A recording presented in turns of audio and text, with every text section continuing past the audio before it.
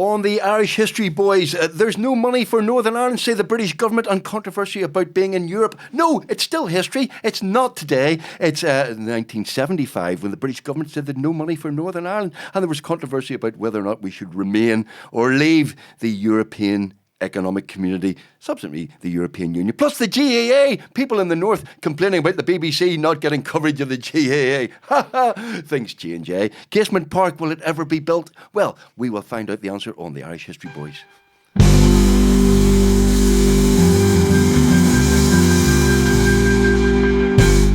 May the 19th, 1925, a meeting of the Ulster Council of the GAA was held in Clones on Saturday. Mr P. McFadden, president in the chair. Delegates were present from Antrim, Armagh, Cavan, Fermanagh, Donegal, Monaghan and Down. The secretary of the council, Mr B.C. Fay from Cavan, reported that, accompanied by General Owen O'Duffy, he attended the recent meeting of the Munster Council of the Association for the purpose of placing before that body the need for assistance in their efforts to maintain the GAA in Ulster, owing to difficulties in obtaining sufficient gate receipts because of border difficulties and travelling to fixtures, as well as the loss as a result of the imposition of amusement tax, etc. This is a weird story. This comes from the Irish News on May the 19th, 1925. Welcome to the Irish History Boys. I'm Tim McGarry.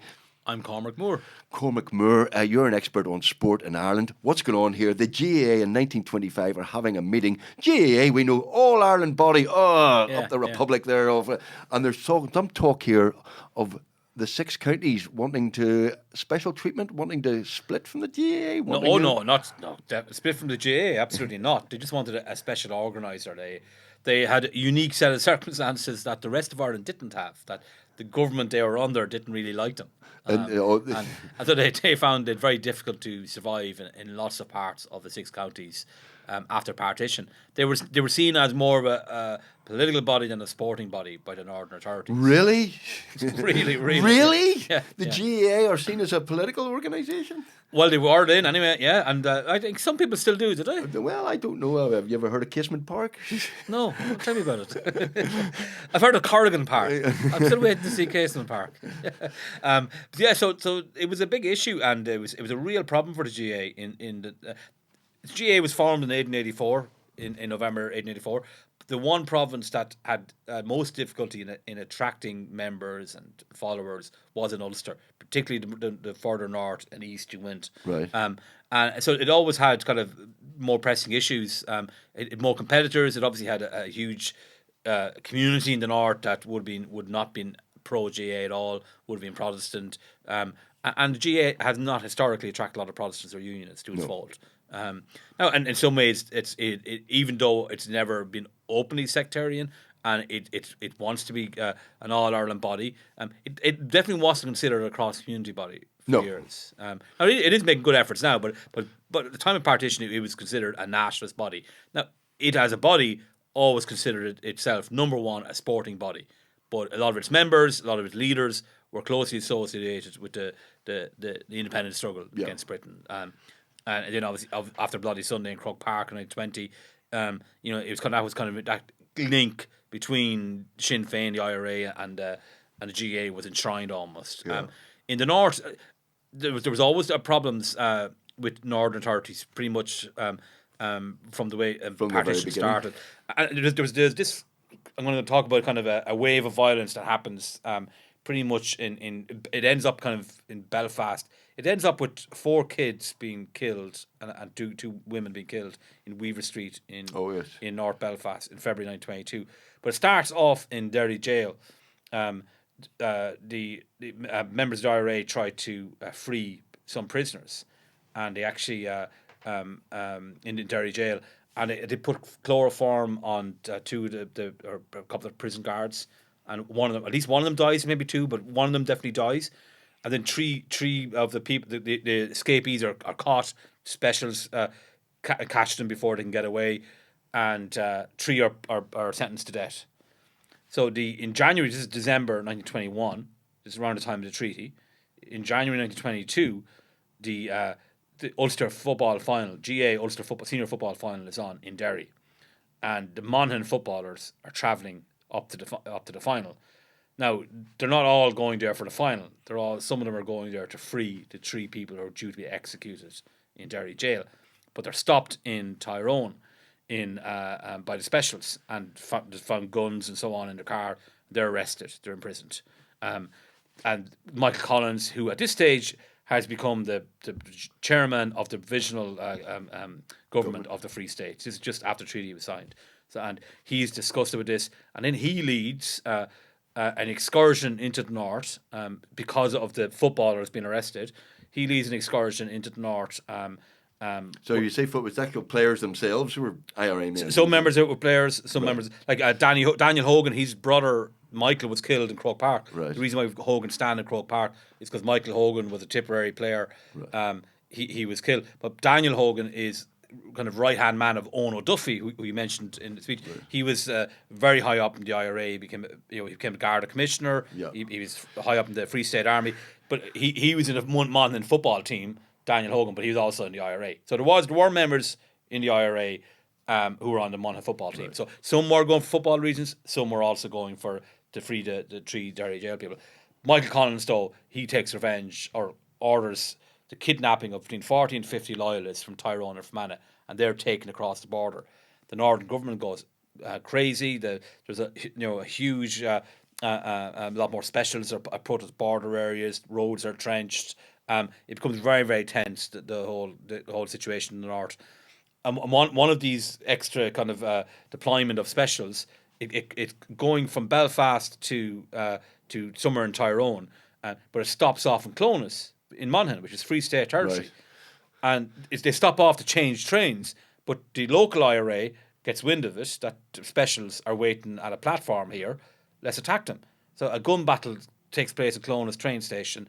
4 specials are killed. The IRA leader, Matt Fitzpatrick, he's killed as well. The rest of the specials are taken prisoner as well.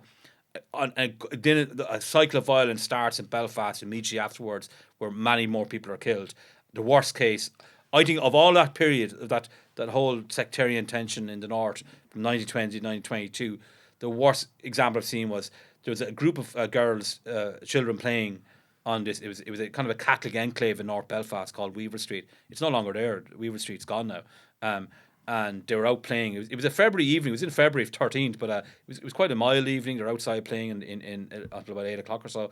And they were using kind of the lampposts, skipping ropes. And 2 men were seen. The 2 men were seen, first of all, talking to a uniformed special. And that person went away. But the 2 men then were seen at the side of the street, and one of them hurled a grenade right into the centre of the kids to get the maximum damage. It explodes in front of the kids, shrapnel going everywhere. 4 of the young girls die, and two women die as well. It was the worst. Of me, it was the worst incident of all that period. Weaver Street, yeah. Weaver Street. Deliberately targeting children. Deliberate targeting of innocent civilians. And that was so that all started with this kind of cycle with the Derry jail prisons. But my point I'm trying to make here is that the GAA is seen as the IRA, a Republican organisation, Republican nationalist organisation, and this is kind of the start of partition. This is the start of their relationship with the Northern government, and it's not a good one. Yeah, and this continues. They can't get playing fields from the local councils. The RUC often dig up goal posts. There's often bombs at GAA halls. This is happening for decades now after partition. And you see it's very hard to get fixtures in the north, particularly in the 6 counties. And that's actually reflected in the field as well. As Monaghan and Cavan win every single Ulster title in the interwar period. Right. No county from 6 counties wins an Ulster senior final. Yeah, to be in that fair, period. Antrim have never won anything. So, well, they actually did. They won a couple of Ulster titles back then, but before then, and I think subsequently they definitely won something from the 40s onwards. Well, but not a lot. Not a lot. Anyway, yeah, that's fair to say. So Monaghan and Cavan were doing it because and all those there were finals, practicalities of playing in the 6 and there was no Casement Park out in Belfast. I think Sean's Park was the main GAA pitch in Belfast, but the main pitch used for Ulster finals was Clones, St. Tiernax and Clones.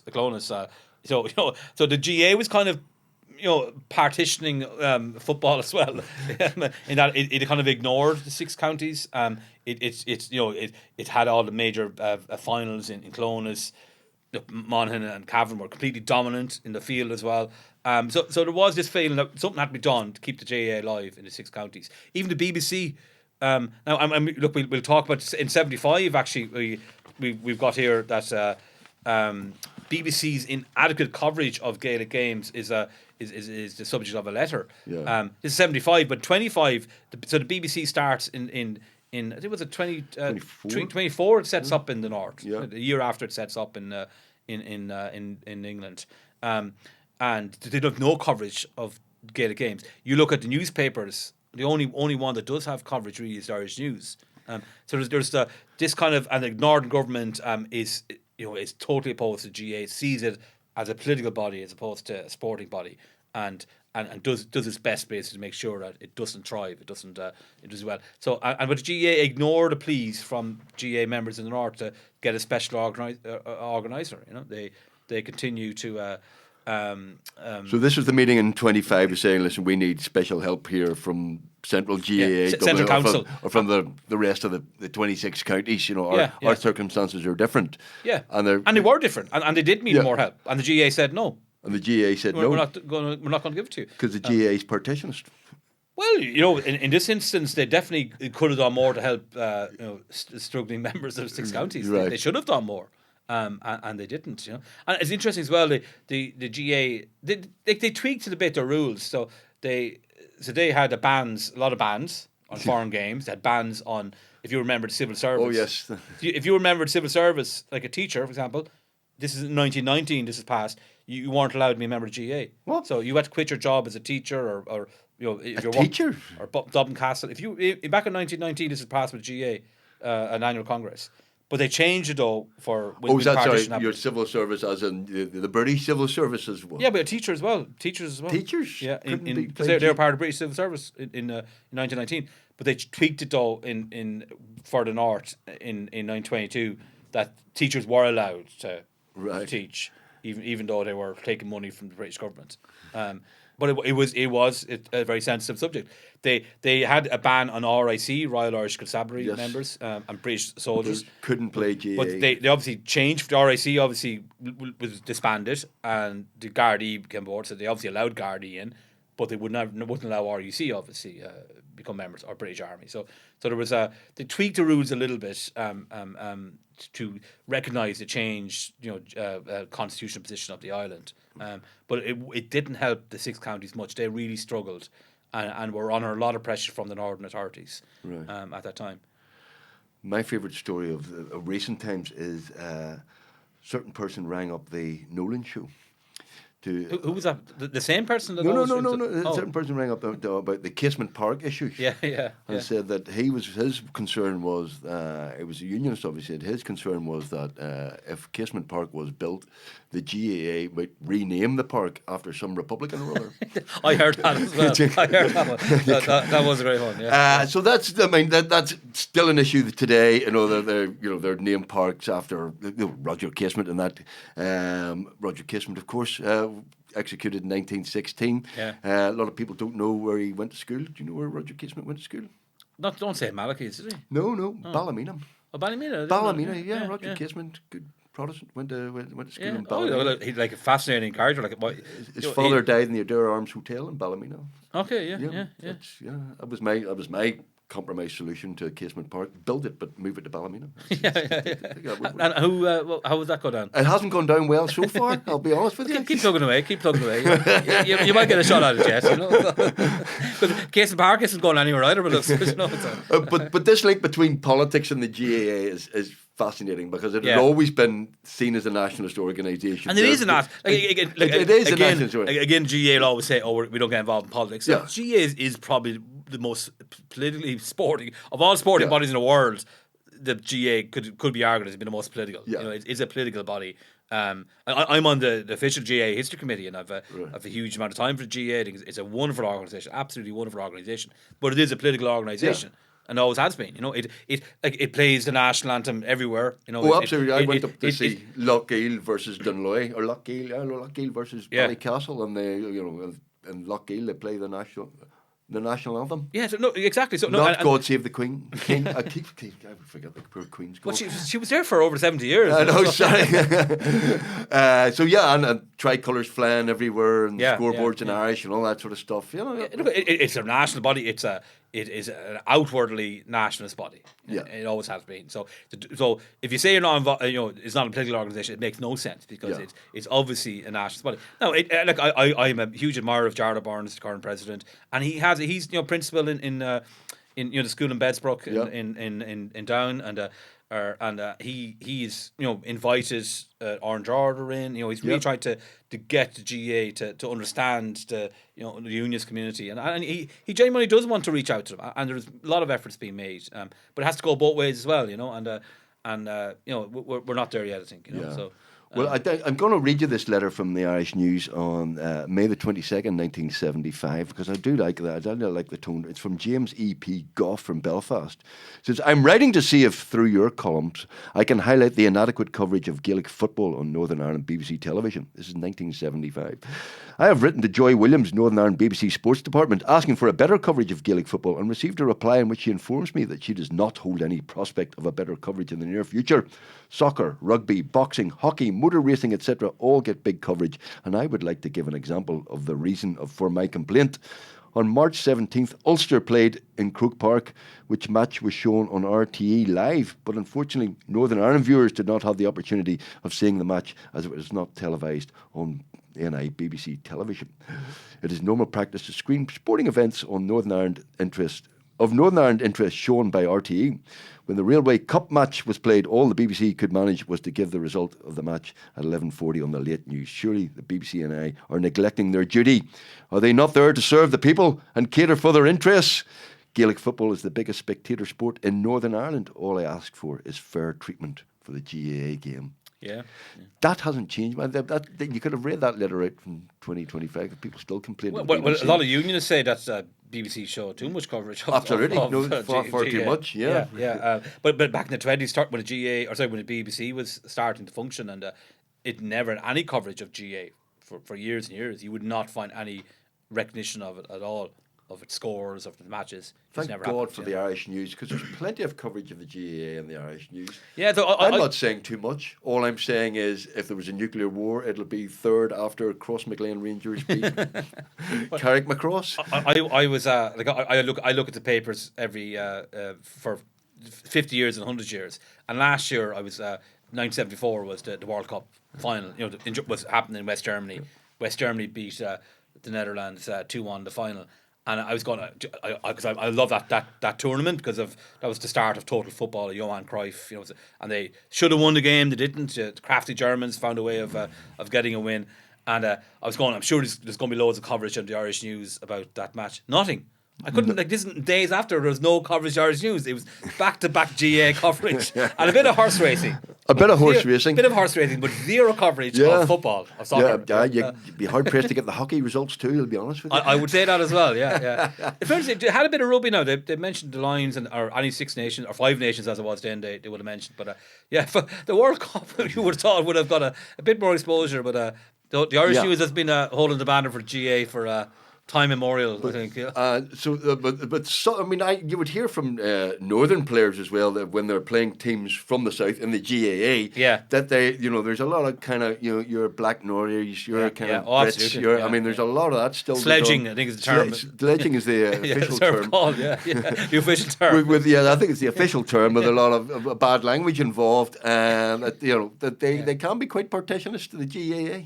Yeah, I think it's not just GAA. No, people say who've moved from the north to Dublin or wherever, they do often feel that they're what are you doing here? Go back to your own country, kind of thing. And some of it might be harmless fun, but for people involved, I'm sure it isn't. Though, And I've heard loads of stories about teams from 6 counties facing awful abuse. How come your national anthem's not being played here? And God save the Queen, and like some awful stuff. And but that is sledging. So it's you just hate it when a team from the 6 counties wins the All Ireland, don't you?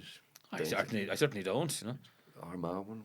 Armagh, I was at that match. It was Armagh against Galway, so I was completely neutral. I was very happy. I like Kieran McGeeney's a great player, a great motivator. I was very happy for him, and it was great to see Jarlath Burns, and he's his son winning the Samagor Cup. He unfortunately had retired by the time Armagh won its first All Irelands.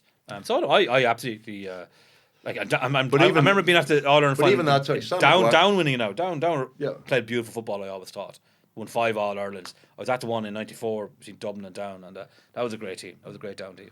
Sam Maguire was Protestant. He was an IRA. He's Protestant, yeah. Was he an IRA man? He's in London. Yeah, he's involved in the IRA in London. Like you wouldn't know Michael Collins well when Michael Collins lived over London before the Easter Rising. So you can see why unions go, well, I'm not really. It's not for me, is it? Like you're naming trophies, you're naming stadiums after IRA people, even modern. Look, it's a difficult question, and I do accept why unionists wouldn't want to be involved, but when the GAA is genuinely trying to reach out, and I think it is trying to reach out, like that should be appreciated as well. And Gordon Lyons, for example, has never gone to a GAA match since he's the DUP Minister for Culture, Minister, which involves sport.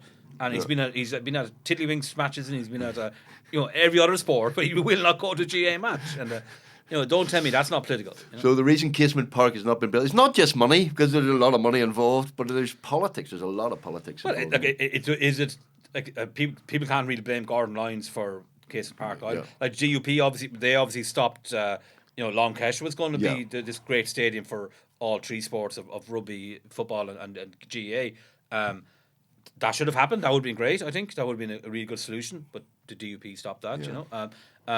And they've been sitting on their hands. Obviously, there's been a lot of objections to the stadium. Maybe it is too big. I don't know if it's too big. But that's the planning permission as it was given. Chris Heaton Harris said last year, they'll find the money. Don't you worry about it. We'll find the money. And now Henry Bennet's gone, oh, no, we're a bit tight for money here. So the British government has promised they would deliver the money no matter what it took. Now that's off the table. So it looks like it's pretty much certain that the British government are not going to meet that gap. Well, and then what that means is that GAA are going to have to go back, get a new planning permission, a new stadium, a more modest stadium. That's going to take 2-3 years, and then we're going to be waiting a long time, I think, for Casement Park. That's the reality. Well, let me give you an exact link to the Irish News on the 20th of May 1975 to the British government having no money for Casement Park in 2025. The headline in the Irish News is "No money for Northern Ireland luxuries as British economy falters. All the signs are that economic disaster for Britain is just around the corner." The belligerents of the convention, that's the Northern Ireland Convention of 1975, we can maybe get into that sometime later in the year, had better get that fact into their heads. The question of power sharing will be of little consequence if it is eventually discovered in Whitehall that Britain can no longer afford the luxury of supporting a parliament and paying generous salaries to people who still refuse to face the facts of life and are prepared to wrangle to the point of irresponsibility. This is our political. After 1975, they had a power sharing government. We could have written that this year, we had a power sharing executive in 1974, which collapsed of the Ulster Workers' Council strike in May 74. Then the British government set up this thing called the convention, where they were going to discuss a way forward. Constitutionalism. As we know, nothing happened for another, it got to 20 years effectively until 1998. But here we have the British government saying that there's no money. No money for you. And the Irish News editorial saying that there are many strange and some sinister possibilities for the world. Sorry, I'm reading something else. That the Irish News is saying that we'll be at the back of the queue. We'll be at the back of the queue when it comes to getting money. I've heard that story before. For a floundering British Labour government that was facing considerable economic challenges. You see, this is 1975, not 2025. A British government, a Labour government facing considerable economic challenges, and we're at the back of the queue.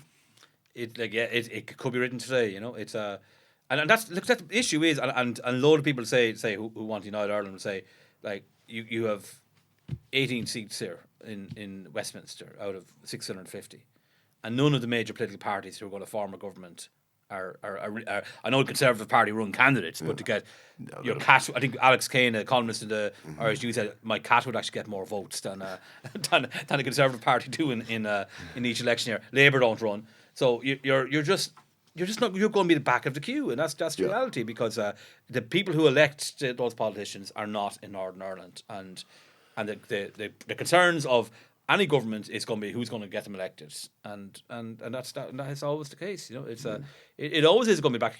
Look, every stat we look at, in terms of money in this devolved region and deprivation. I think there was a new study out the last couple of weeks ago where Derry and other places in Northern Ireland were more deprived than other parts of the UK. That's always been the case for decades and decades. And we mentioned a couple of other episodes about when Northern Ireland was created, there were a lot of politicians in Britain who cared about Northern Ireland, who cared about and who are Ulster Unionist supporters. There's no longer, that's gone completely now. There are no Ulster Union supporters left in British politics, certainly at the front line anyway. So unionists will have to get that into their head that they are on their own, really. Yeah, they're not wanted, and they're not even the majority of MPs from Northern Ireland. Yeah, well, that's another matter, but that is true as well. They don't have the majority anymore. They don't have majority of. They've one MP in Belfast, and they had a golden opportunity when Theresa May's minority government, they had 10 seats and they squandered that, didn't they? They got £1 billion done. She got £1 billion quid. Yeah. You could almost build Casement Park with that and have some change left over. But another GAA stadium somewhere else. So there's no money for us in 1975. This tells you that the history gets circular all the time, because at the same time, there's another story the week after, or a couple of days afterwards, is a lower standard of living warning if Britain leaves the EEC, because the United Kingdom were having a referendum on whether or not to remain or go from the EEC, the European Economic Community, forerunner obviously to the EU, and the whole notion was, or one of the arguments was, there would be a catastrophic fall in Britain's living standards should she decide to opt out of the EEC. Do you know what that is? What is that? That's Project Fear.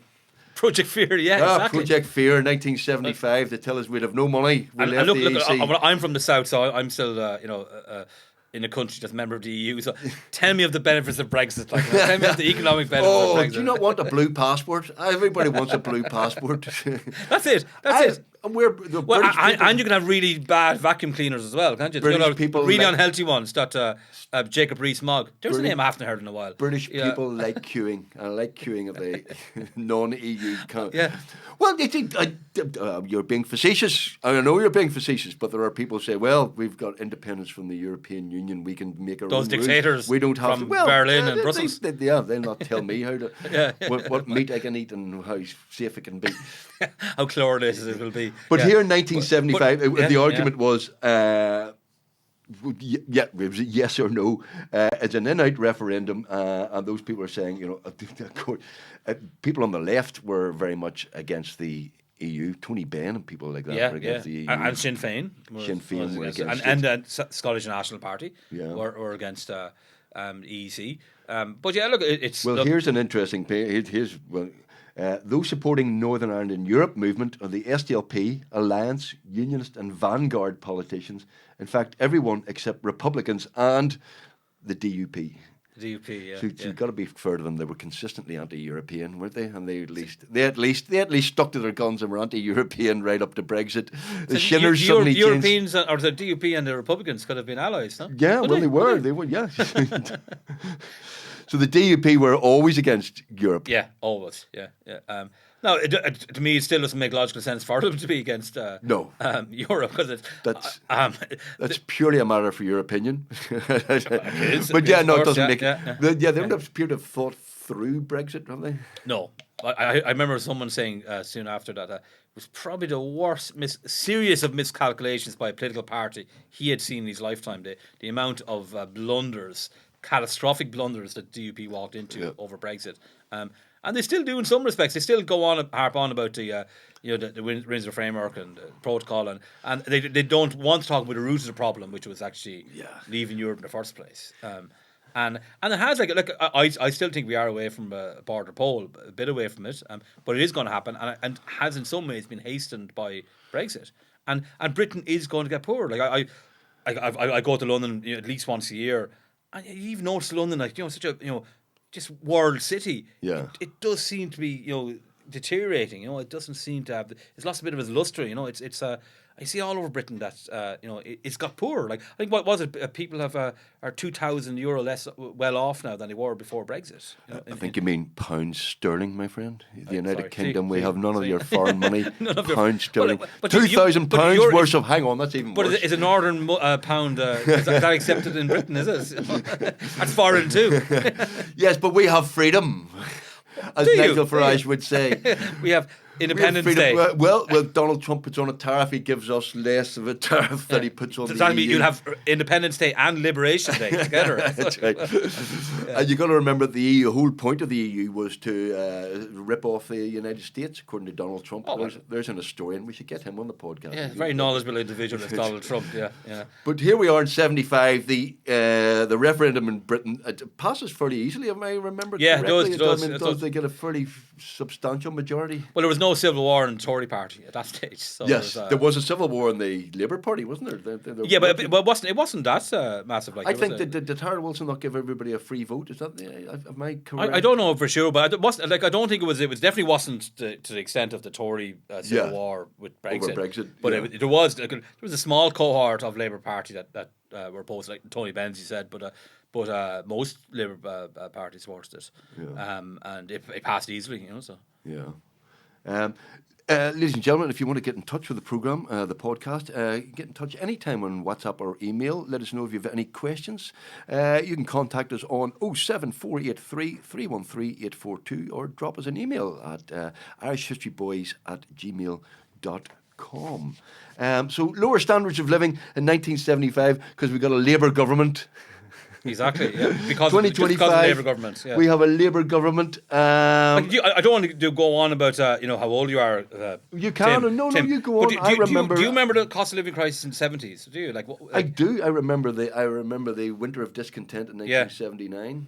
I'll tell you worse than that. The inflation was through the roof, particularly from the early 70s to 75 was just astronomical. Well, I was 15 at the time, so it didn't affect me that much. Yeah. But I do remember. I remember 1974. I remember the UWC strike that led to the convention. Indirectly led to the convention of 1975. I remember the UWC strike very well. I was doing my 11 plus that year. Oh yeah. Yeah, and the lights went out. The lights went out periodically during the UWC. of course. Yeah. Power cuts and all of that. And the thing is, you go back to 74 and that UWC strike, and then the convention stuff like that.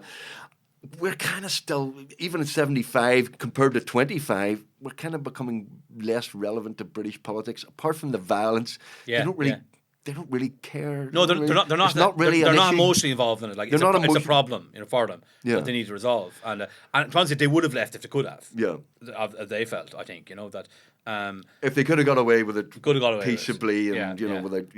Yeah, I don't think it's an emotion. Yeah, I think the emotional and political attachment is not there. I mean, I remember doing an episode of one of our history shows about the Ulster Covenant and things like that, and I kind of forget that the Ulster Covenant was signed not just in Ulster, but by thousands of people across the UK, and the support for Dublin as well. For the unionist cause across the UK was absolutely massive. That was a big issue politically in Britain. The cause of Ulster unionism and obviously they had the Conservative Party, like Bonar Law was in. They would go to any length to stop Home Rule from coming into Ireland. So and he was born in Canada, but his father was from Coleraine, so he was a committed Ulster unionist. So was Arthur Balfour. Edward Carson was touted as a Conservative leader, but by 75 and that's all gone. Yeah. They don't have any connections anymore, pretty much in British politics. And today, who is? Can you name any senior politician now that's truly committed to the cause of Ulster, of Northern Ireland? Ben Habib. I said any serious politician. No. Ben Habib is about the only one. Harold Wilson. Says it all. He was the only one interested in the protocol. But Harold Wilson, we're in 1975. Here's the Prime Minister of Labour. Yeah. But the year before, during the UWC strike, his famous riled up unionists, effectively calling them spongers. Who are these people who sponge off the British government? That definitely was. But that was a political faux pas. Completely. middle of a Completely, strike, yeah. but it's also indicative of a kind of attitude to Yeah. who are they? Who do these people think they are? Who Yeah. are these people? You Yeah, know? yeah. No, there was definitely. And what did one of them mauling? He said, "In this god awful country, Yeah. get me out of this god awful country." So that was like, I know they're said it in a moment of time, and they obviously were faux pas, but it does reflect in some of the attitudes though that was felt by senior British politicians.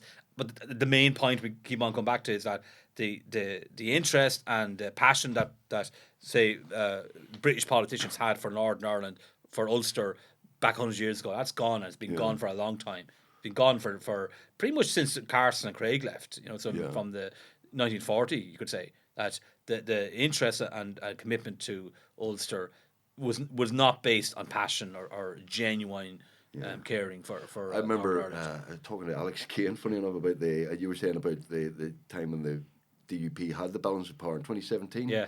And literally nobody in Britain knew who the DUP were. Yeah, it was the most search item in Google. Alex Kane he was phoned up by Al Jazeera going, everybody, who are the Democrats? I was phoned up as a comedian. People would go doing comedy stuff. Going, the DUP are in charge. Who are they? There were cartoons basically about orange men and battering drums and marching into 10 Downing. Nobody really knew who the heck they were. It was the most Google search term, I think, when that deal came about in Britain. So, yeah. That changed times. Change times, yeah. There's a story in here. Give me 2 seconds, because you read that out, that connection again, because I want to talk about this here, which is, where are we? Marconi, yeah. So, 1925. Yeah. This is Senator William, isn't it? William. I presume that's Guglielmo is the Italian for William. Is it? Billy Marconi. Giuseppe Verdi is a famous opera composer. He's been Joe Green. Simple Joe Green. Oh, Verdi, of course. Giuseppe Verdi.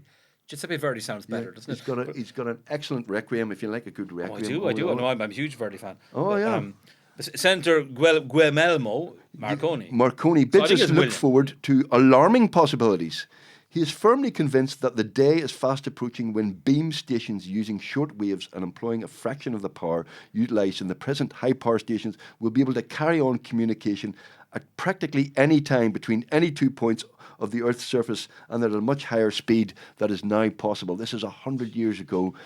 Within 1 or 2 years, the voice of the King of England may be easily and clearly heard by millions of his subjects in places as far apart as India, Australia, Canada, and South Africa. Imagine that. One step further, and the linen manufacturer in Belfast can hold a long conversation on prices with a flax grower near Nizhny Novgorod, or the head of a great store in New York and a citizen residing on the Antrim Road, up the Antrim Road, or the Falls will get into communication with a relative in Hazel Avenue, Chicago, or Flagstaff Gardens, Melbourne, and retail all the home news of the day I presume that is, all the home news of the day to the distinct exile as easily as if both were sitting by one fireside.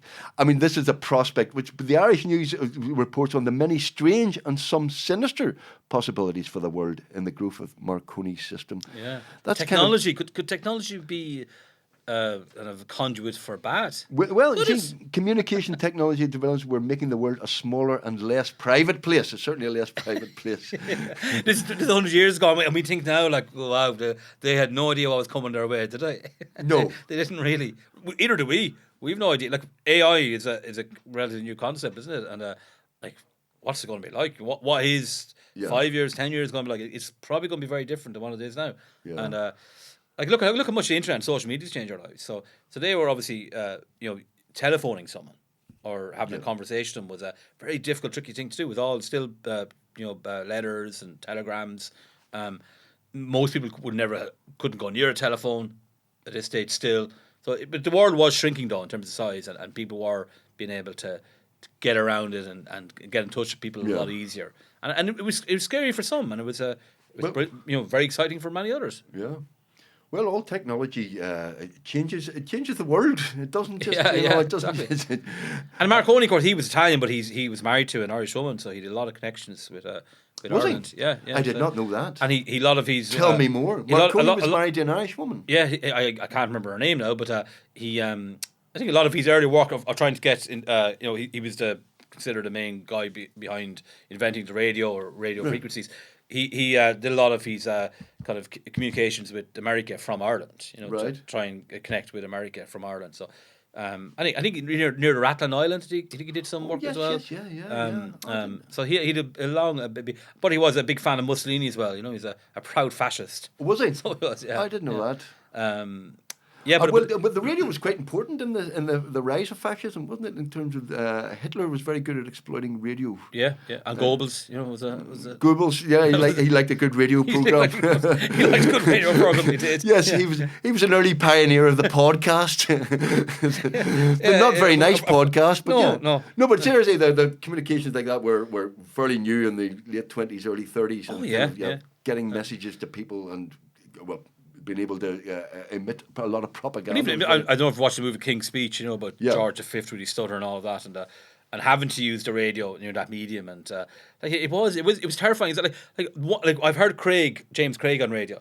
I've never heard Edward Carson. I'd love to hear his voice because they say he had a Dublin brogue for all of his life. I just would love to hear what it was like because it was often commented on, but I've never heard it. So he was getting out of public eye when radio was becoming used by politicians. There's no recording of Edward Carson. I've never.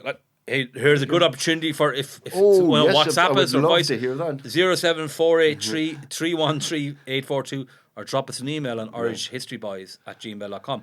If you know of any recording of Edward Carson's voice, we'd love to hear it. But it was like politicians at the time had to get used to this kind of new way of communicating, and as you said, fascists were good at exploiting kind of new sources of technology. So Edward Carson was a Dubliner, and he's speaking to a large. And he went to secondary school in Laois, Arlington School in Port Arlington, home school and primary school, and then he went on to Trinity College for his further education. Went to Trinity College Dublin with Oscar Wilde at the same time, and then subsequently prosecuted Oscar Wilde in the famous trial of. He didn't prosecute Oscar Wilde. I take that back. He defended Lord Queensberry in the Oscar Wilde's ill-fated libel action against Lord Queensberry for accusing him of being a sodomite. Sodomite, by the way, I was using in the historical sense as it was in 1895, not in the 2025 sense. Hang on, Tim, dig yourself out of that hole. Yeah, it was. just keep talking, Tim. Just keep talking. Anyway, but when Edward Carson was talking to huge rallies of loyalist Ulstermen, would they have gone, what's that Dubliner? Well, he'd hardly ever been to Ulster before he became basically the leader of Ulster Unionist politicians, the Ulster Unionist MPs, and then he became pretty much the Ulster Unionist leader. No, they loved him. What's the statue outside of Stormont for? It's Carson is probably the most revered figure in Ulster Unionism, and more so than Craig. But he was not from Ulster, and he did not reside or visit Ulster much before he became leader of Ulster Unionism. Or indeed after, when he got Northern Ireland, he lived in England his entire life, didn't he? He lived in England, but I'm sure we'll talk about it some other time. But about people say, he was against partition. I think he was the architect of the partition. Yeah, ideally he would have preferred all of Ireland to be in the British Empire. But once he realised that was possible, he was firmly for partition. So, but that's for another day, I think. Right, that's for another day. Okay. Another day. Well, look, then we will conclude this episode of the Irish History Boys. Cormac, always a pleasure, my friend. That's always we will be back soon to talk about what's been happening on this day in 1925 and 1975. In the meantime, thank you for listening. Thank you for listening. See you.